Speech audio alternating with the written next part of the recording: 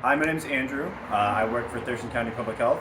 I've been working with solid and hazardous waste for about 3 months now. I work with concerns and compliance. I just took Paul's peace enforcement class. This is the de-escalation and trigger identification class. What I loved about it was the smooth approach to the conflict. I think Paul started out very easy and friendly, made us all get together and know each other, and then worked up to the conflict and resolution part of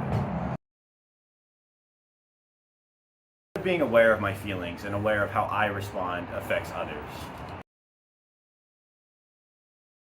Your feelings are validated.